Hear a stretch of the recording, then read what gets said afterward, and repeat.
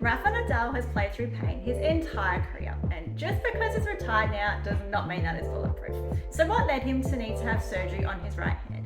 Well, I'm Monica, a sports physio, and today I'm going to explain why he may have needed to get the surgery, as well as the processes and biomechanics of how the issue may have developed in the first place. Rafa required surgery for osteoarthritis at the base of his right thumb, also known as the trapeziometacarpal joint or the carpometacarpal joint. Trapeze as a metacarpal joint. I'll explain later in this video how he may have developed osteoarthritis on this right thumb, as he is left-handed as a player. It is essentially a chronic condition, and given that he has been in retirement for a year and is returned just about a month ago for a friendly session, this would have placed a bit more load onto this region and made it become a lot more painful. Before diving into the biomechanics and how he would have developed osteoarthritis, did you know that Rafa is actually right-handed? But Uncle Tony just taught him to play left-handed growing up, and that has obviously worked really well for him. Knowing that he had surgery on his right thumb and he actually plays left-handed, how can all of this have led to him needing surgery for his right side? He is obviously a heavy topspin player, and with topspin there's a lot of shear and rotational forces that go through the hand and the wrist. He even has a pronounced wrist lag on his backhand, and this is in order for him to generate that racket head speed and the topspin on the ball. However, because of this does then place a lot more stress on passive structures like your ligaments in your hand and your wrist. Now let's have a look at his backhand. So I've actually got one of his original rackets over here. I'm not left-handed, but I'll do my best to show you the grip that he is in. So with his left hand, that is in what we call a continental grip, and his right hand is in a semi-western grip, like so.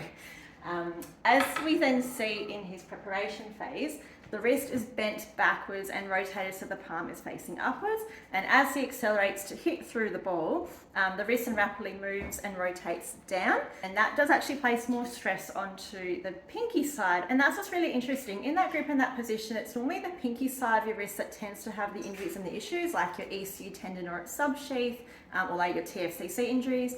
However, because Rafa played at such an elite level with lots of load and high volumes over a very long career, it was a very high chance that on impact the load was also being transmitted to the thumb side. And keep in mind, with your backhand, his right hand would have been the main side that was driving the shot. Every ground stroke requires high transition forces and shock absorption, and when you're an elite player and repeating this like 1,000 times a week, it is no surprise that they can develop hand and wrist injuries. So you may be thinking, how can Rafa develop osteoarthritis at his age? He's only 39 years old. Firstly, osteoarthritis is where the cartilage in the joint gradually wears down over time. And in pro tennis players, the high repetitive gripping and the compressive forces can place a lot more stress onto the joints and its supporting ligaments. If we look at the base of your thumb, there's a lot of ligaments that help to support it. However, the two main ligaments that help to give it stability are your dorsal radial ligament and the volar beak ligament. Now, if you're doing repetitive and highly stressful ground strokes, these ligaments can become lax and overstretched. When the ligaments around that thumb become lax, it reduces the stability at that joint, and it just means that it can become painful, swollen, and you can even see like a subtle malalignment of that first metacarpal bone. The joint lining can then become irritated and inflamed, and the risk of osteoarthritis can then increase, as with these excessive forces, it increases the load onto the cartilage, and it can actually accelerate the process of the cartilage deteriorating. The body may then respond by forming bone spurs, which is what we call osteophytes, into the region, and this can contribute to the pain and stiffness that's experienced. So the other question is, why did Rafa end up needing to have surgery for this thumb arthritis? Well, firstly, you can understand that with the career he's had, there has been a lot of load going through that hand region, and the surgery would have been necessary for Rafa as the pain would have been very persistent and very severe, and osteoarthritis can limit the movement that you have in your thumb, which makes it very difficult to do things in daily life. And remembering that he's actually right-handed in daily life as well. The grip and the pinch strength can also reduce, and it makes it hard with things like even opening jars. This is an issue that would have been there for years, and conservative methods like your splinting, anti-inflammatories, injections, rehab, all of those things may not have helped him as much as he wanted them to.